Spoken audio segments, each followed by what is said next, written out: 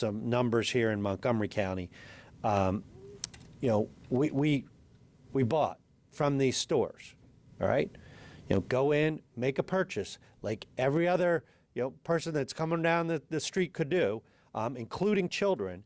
And of those 144 products that we bought, primarily loose flower and THC vapes, we sent it to the laboratory.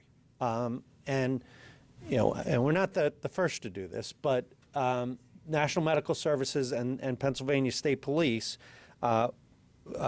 did the lab testing on this. And the results of it were astounding. When we went through this, the results, 93.75%. So 135 of the products that we bought in these shops were not, Farm Bill compliant or some of the other things that they're labeling on. They were straight out marijuana. Like these are being sold in these stores and under different labels and changing them and doing this. So these are products that were bought. Now, when we bought them, and 93.75% were marijuana above the THC levels of 5.0 or higher, and the legal limit on this is a 0.3%. So of those five, I'm beating you to your question if anybody's doing math, of the remaining 9 products that were tested, 4 were found to be in the legal limit for Delta 9 THC, but were actually another product, Delta 8 THC, and 4 of the products in that contain no detectable levels of THC. So despite them saying that you're going to be getting under this 0.3 level, there was none in it. So of the products that were bought in this, when I say, unregulated and just out there, not selling what they are claiming they are selling here. So the results make it clear that these smoke shops are acting as our neighborhood marijuana dealers. And there's a lot of smoke shops. In Montgomery County alone, we have 240. And that is seemingly in every corner. Pass by them, driving to work and driving home from work. And we did some math on that, and that translates to one of these smoke shops for every one of 3,662 residents. So one shop for every 2 square miles, right? That's a lot of smoke shops in our community here in Montgomery County, and I know, unfortunately, Chester County and Bucks County is dealing with the same thing. So the grand jurors also heard numerous child line reports by mandated reporters in which these cases were either school or hospital personnel were treated for drug hospitalizations in children due to their ingestion of THC through unregulated products. So these are outlined in the grand jury report, but there's a 14-year-old who consumed a crispy rice treat that purchased at a smoke shop herself, became panicked, exhibited signs of intoxication, began vomiting, to a 9-year-old child who ate his grandparents' THC-infused chocolate and started experiencing hallucinations and vomiting and had to be taken by ambulance to the hospital, to the 21-month-old toddler who ate his parents' THC gummies found in a drawer, became lethargic, unable to stand, quite ill. There are many more harrowing incidents recorded in the grand jury report which reinforce the testimony of experts that testified of the very different effects that THC have on children and how dangerous it can be when children get a hold of these products. So what do we do about it? The grand jury, in the great work that they did, took a look at the reality of these smoke shops and came up with 8 recommendations. And I'll go through them. All right, so number 1 was protecting children. And this is establishing age requirements of 21 to purchase THC products of all types. requiring electronic scanning to safeguard children, regulate how THC products can be marketed, prohibit the use of packaging, flavors, advertising strategies to target children or resemble snack foods. This is some of the product that is out there and that we found in these stores. Take a look at it. You know, if that's not being marketed to kids, I don't know what is. And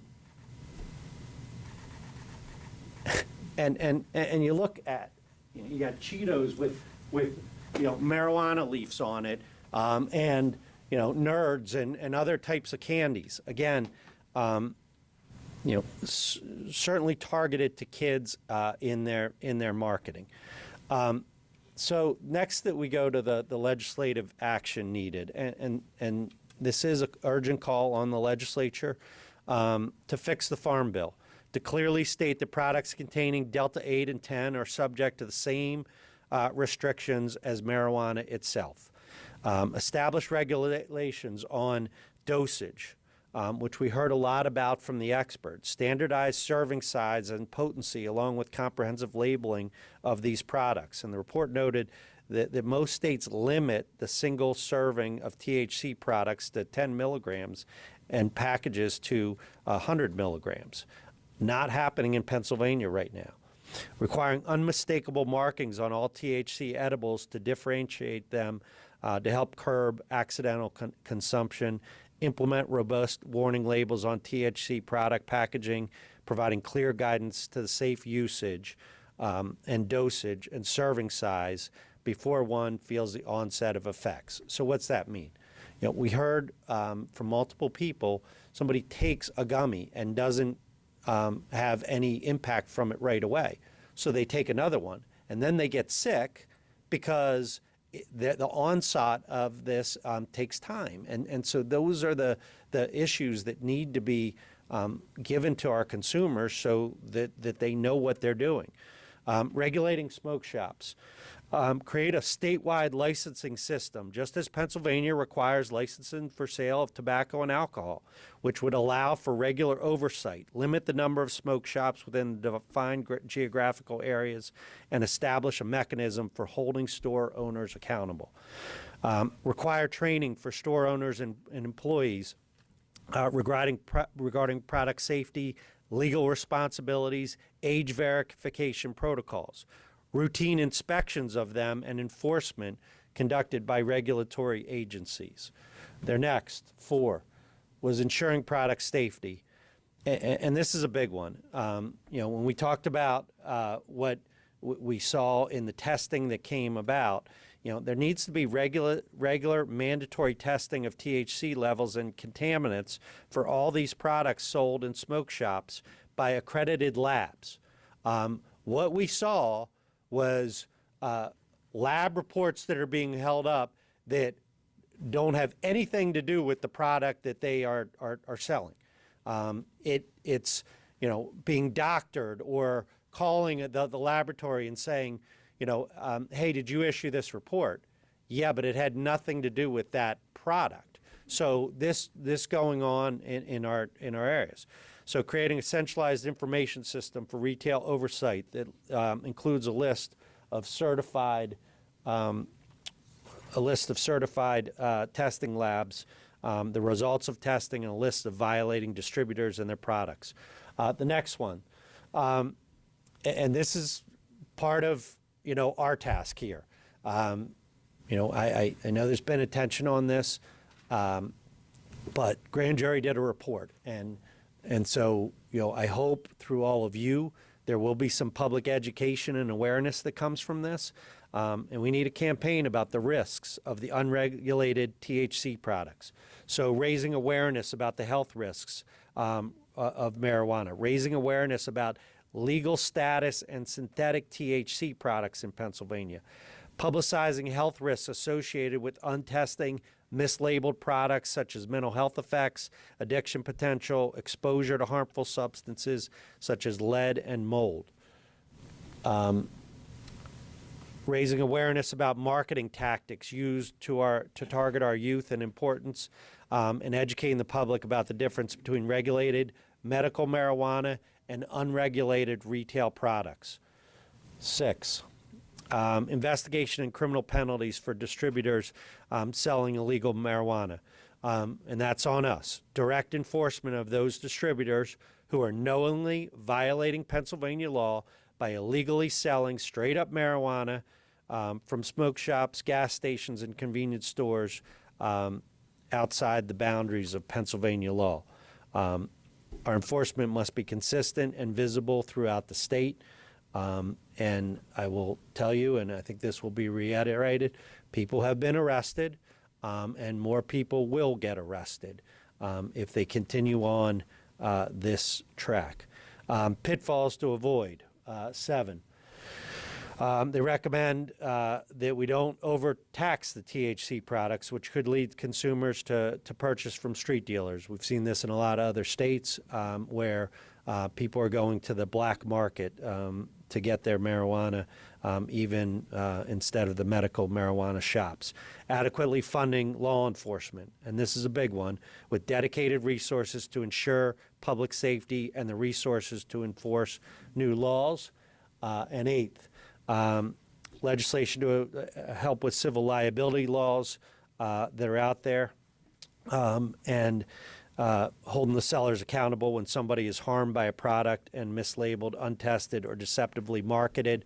And look, we have some tools that we can use in this realm with consumer protection. And, again, stay tuned.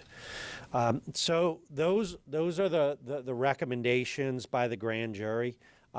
They're comprehensive, and there's much more information in the report than I could outline for you here today, but a quick snapshot to give you a good summary of the ideas that the grand jury found to be necessary in order to protect the public and provide some much-needed oversight to the current dangerousness surrounding the smoke shops.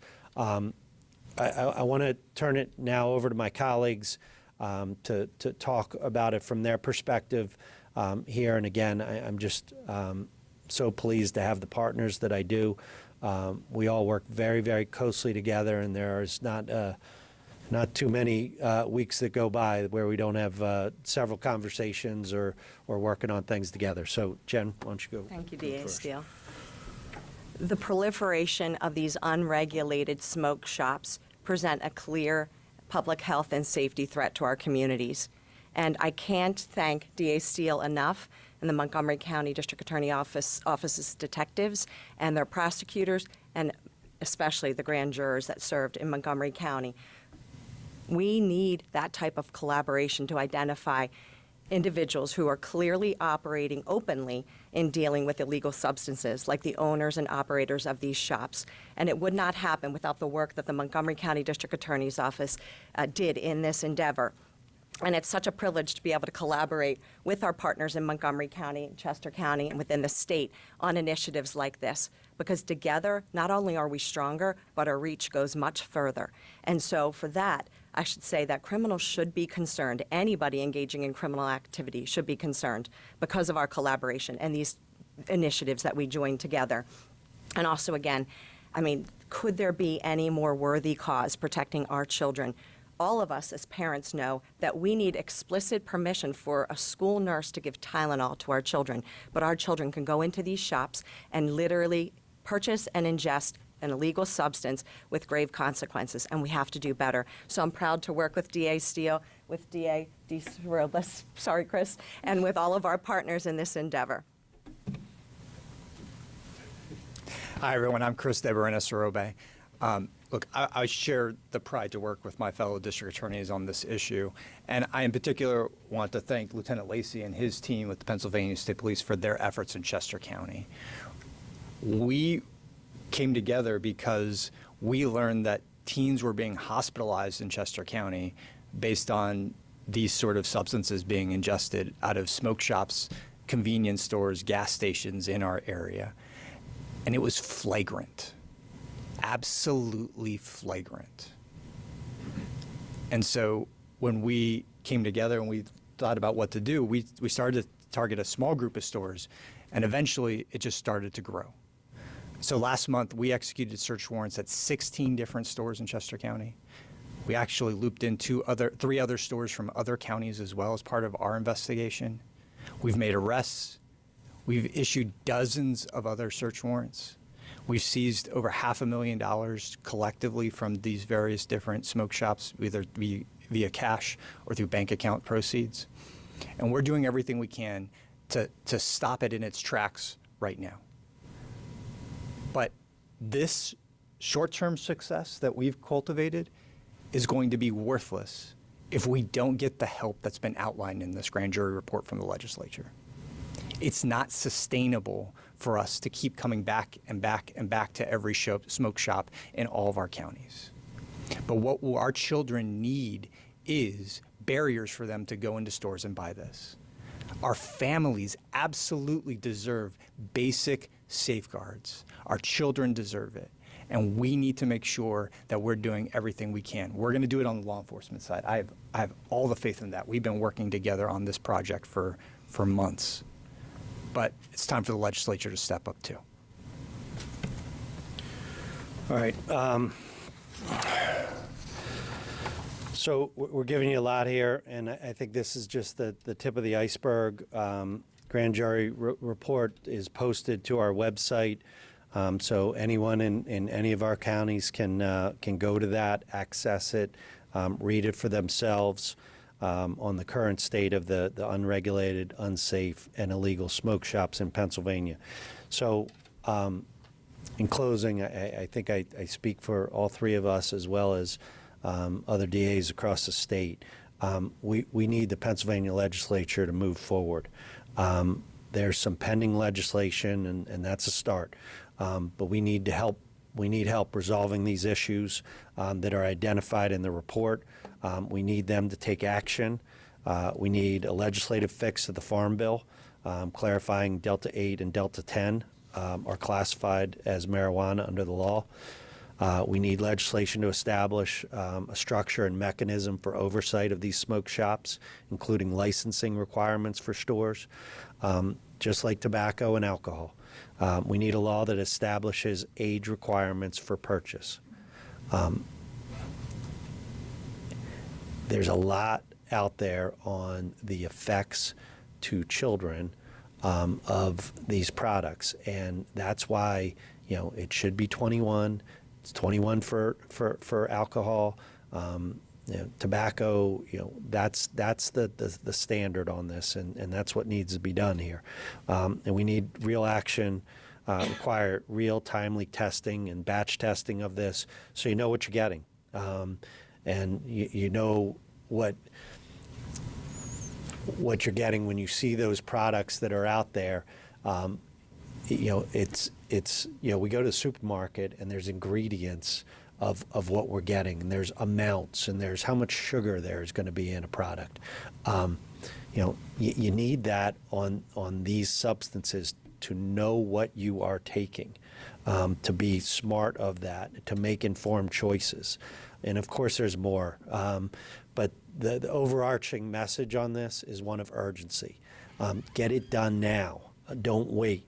Move forward quickly, deliberately on these strategies that cross all the political fault lines in order to regulate this industry. There are some responsible stores out there, let me say that. And some of them came forward and testified in this report. But unfortunately, the majority of what we looked at needed to have a spotlight and a harsh spotlight on them. And we hope that it'll make a difference in getting these dangerous and illegal substances off the shelves. So I'll open it up to questions at this point, and I'll start. I'll start here. You mentioned arrests. Are you able to say how many arrests you've made since the grand jury investigation began? And then, well, I can't give you a specific aspect, and those are ongoing. Let me be very clear on this. People that are selling drugs out of their stores, marijuana out of their stores, that's illegal. That's a felony. And that can also be a corrupt organization because you're working out of a store and selling multiple things. That's a felony. So there are serious ramifications on these, and so we're looking at these. We're making sure that they had notice of it, and look, Inquired put a spotlight on this and did some of their own testing. That put people on notice out there. This grand jury report puts notice to people on this. We've served search warrants on establishments, and they know what they're doing is illegal. You continue on this way, plan on getting arrested. That's how this is going to go, because it's no different from somebody out there, dealing drugs on the street. That's what we're dealing with here. So, look, stay tuned on that. There's more coming. And, I think, Chris outlined his numbers. I don't think ours aren't as high at this point, but again, stay tuned on this. Chris, do you want to talk to that too? Or? I will say, the Pennsylvania State Police have made a number of arrests, but our goal has been, and we have actually achieved that at one point, we've arrested the owner of one of a family of stores in southern Chester County, right? And so our investigation led us to be able to do that. So this is not just about, and there certainly are, there's some store clerks that are all in and know exactly what they are selling, and they're talking to people as they come in and ask questions and know about that. But our collective goal has been not to arrest one clerk, but to shut down a store. And that's why we're firing on all cylinders to do that. And that's why I'm really thankful for the collaboration for the grand jury report today. You were able to shut down that family of stores. You were able to arrest. I mean, we have an owner who's in custody right now. So if he's running something from jail, I guess we will take a second look and see what we can do. I don't have the legal power to just put a lock on a store, but we certainly put a significant barrier to the operations there. So what's the charge? Possession with intent to deliver controlled substances? Owner can be charged with that? Delivery. Drug delivery? Yeah, it's delivery. It's all under 830. So if you possess it with the intent to deliver, meaning you have it in your possession and you're intending to sell it, or you actually deliver it. And deliveries have been made, to undercover troopers, to undercover detectives in our counties, and so people are getting arrested. And I think, I'd say, and Carl, like, notice of this, like, you're on notice that you are selling an illegal substance. All these products are coming back on this level. So, so we need the buyers to be aware of that, but we also need the sellers to beware of what they're selling, and that they can't hide behind some fake lab report that they have that we could sell it along those lines. We're telling you your product is bad, and we're going to keep buying. So if you sell it, we're going to test it. You're on notice. Plan on getting arrested. Can you explain sort of the back end of that, the distribution to the stores? Yeah. Is there, and you said you're on notice, I get that, but is there sort of a defense of ignorance of, well, we bought it from this distributor and they said it was safe? What's that look like from the back end? Yeah, I think that's, and look, we have elements of crime that we have to meet. So, we're putting people on notice of this, and, and looking at this thing going forward. Look, we're looking into all angles of this, but today, is really focused on, the work by law enforcement, Pennsylvania State Police, prosecutors, and detectives from each of our counties that have worked really hard to give the materials to the grand jury that they needed to produce a report that we hope and pray people will pay attention to, so that people know what's out there so they can make their own choices, but that the legislature can act on and do something here. Yes, sir. Guys, one second. I I agree. Look, we're talking about notice colloquially to everyone. I just want to be perfectly clear, right? The circumstances of every case are very different. And so if you have a store clerk accepting money and putting it in a special place and only taking out certain products from an area behind the register, right? That's other evidence to show that they know what they're doing, right? And so all of these cases and all of these stores operate differently, and we are looking at every single operation and how you operate. So there doesn't need, you can't have willful blindness in our industry. If you operate a certain way, you can't hide behind a piece of paper that you know is fake. And those will be cases, and those things will be flushed out as we go through our investigation, as we go through the court process. Can you talk about how those farm bill kind of muddied the water? I will. I given that one. I'll come back to you next there. Max Mayer from the Inquirer. Can Yeah. you speak more broadly to the proliferation of these stores and what is driving them to open in such density? I mean, surely all of these people don't have the same independent idea. Where are they getting the sort of, are they getting instruction and guidance in how to do this? And what did you uncover about the sort of revenue that is generated from like an average shop? Well, I think, Chris pointed out the seizures that they've made. This is big business. These stores are making money. Why do you open a business? To make money. But what I want to say to that is that if you are continuing in business practices that are illegal or that are harming the public, you should be aware that there can be consequences that are going to come your way. And I think that's the point that we're trying to make with this. There's a proliferation. We outlined how many stores are in Montgomery County. You can't drive anywhere without seeing the signs of all these shops. And unfortunately, as the grand jury said, a lot of them are close to where kids are. And so kids are walking into these shops and buying things. Well, there's ramifications for that, and I hope the legislature will give us some more tools along those lines. I'll go back to, sir, you asked about the Farm Bill. Yeah. So the farm bill keeps being pointed to, obviously, with the legalizing of hemp production. Yeah. How did that get to here, where it's like all of these? Because everybody's been seeing the smoke shops pop up everywhere.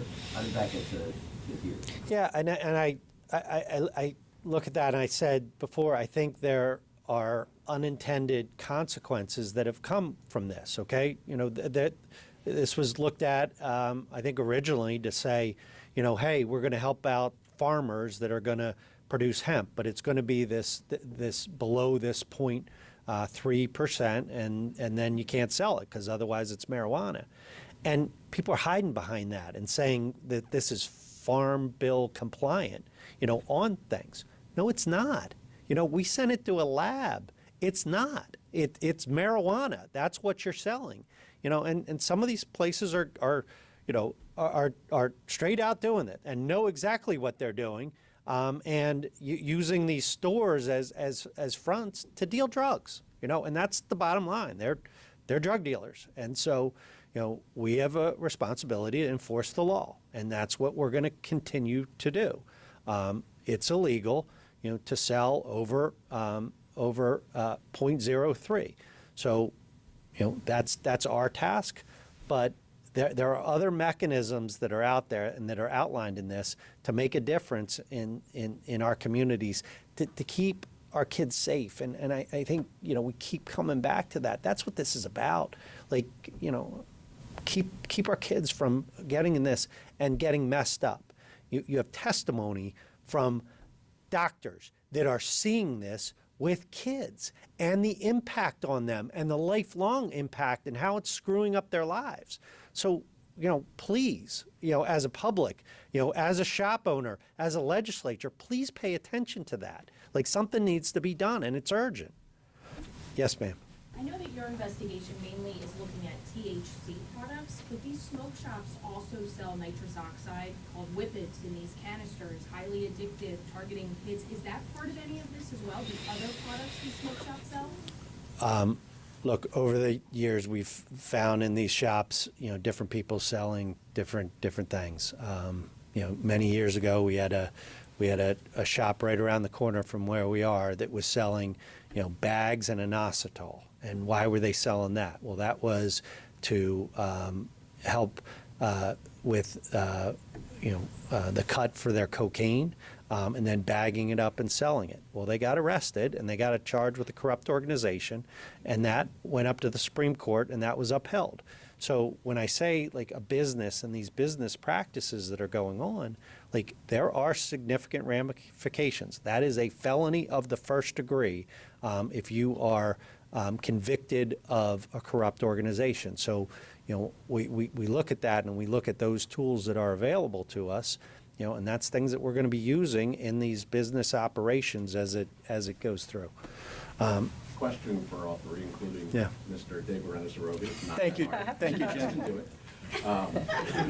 And the reality of politics is that district attorneys don't have the sway with the legislature that they've had in the past. I mean, Glock switches, the legislature won't pass a bill to ban Glock switches. So you're calling on the legislature to do something, but they've shown in action. They've shown in action to touch the farm bill, because in ways it's a third rail. What do you say? And you touched on it, saying it's urgent, but if all three could weigh in on this, what do you say to legislators who are unwilling to act? You guys want to go first, and then I'll. I mean, look, on one hand, we need to have a seat on the table. On two, we're just as frustrated as everybody else is, right? I mean, we're here with a historic budget impasse that is affecting all of our counties, in every way possible, including our offices. So, I mean, all we can do is do what we should do best, which is to put out the information, to make our calls, to engage with them, and hope that they do the right thing. But yeah, there's dysfunction in Harrisburg on a grand scale, and we are all feeling this, just like some of our most vulnerable members of our community are. And it needs to stop. But we're going to put the information out, we're going to do our part, and that's all we can do. Jim, I would say that we as district attorneys, 66 of the 67 counties work together, and I have the privilege of serving with DA Steele and DA De Berenis-Arobi on the Pennsylvania DAs Association Education and Training and Executive Institute. And the remarkable thing about that is it doesn't matter what county you're from, how big or small, it doesn't matter what party you are as district attorney. We serve together for one common goal, do the right thing for the right reasons. I'm confident that our strength as an association and our strength demonstrating to our legislators that it doesn't matter what your party is, everybody should be concerned about child welfare. And if that doesn't ring a bell, I don't know what will. So I'm pretty confident in our strength, just like the individuals engaging in criminal activity should fear our strength when we work together. I think the legislators should recognize our strength. And I think this was a huge step, the education piece, and I credit DA Steele for that, and of course, Chris for that. It really, this was the necessary big step, and I'm confident. Jim, I'll just add on and say we're not giving up, right? And you saw that this was a 10-month investigation that was going on, and during that time, there's been attention by the press on this issue. There has been attention by legislators on it, and there's a bill that came out of Senate Judiciary, like that's encouraging. That this isn't just our voice. This is a lot of different voices, and I hope. And I'm confident that we're going to continue to shine a spotlight on this, and I hope that will lead the legislature to have what they need to pass legislation that helps in this realm. And that's all we can do. And again, I credit 23 members of a grand jury who listened to all this testimony and worked really hard to provide something, a roadmap that people can rely on, that is based upon facts and evidence and expert opinions. So, you have the medical aspect, you have all these aspects, and I hope that this can be, a bipartisan issue moving forward in the interest of children, in the interest of public safety. Like that's the goal here, and that's the hope. And I remain confident but cynical that people will do the right thing, and I hope they do. A really quick question. Yeah. And you touched on it a bit, but is there a and I can say your name, but I can't say differentiation, in the infrastructure of the medical marijuana and what we've seen in other states with legalized marijuana and this? Are you separating the two, or is it all kind of one? No, I think this is a different issue as to medical marijuana, but I think it probably hurts the medical marijuana industry, too. Like somebody's going to a doctor saying that they need this, where other people are just going to these shops and buying it.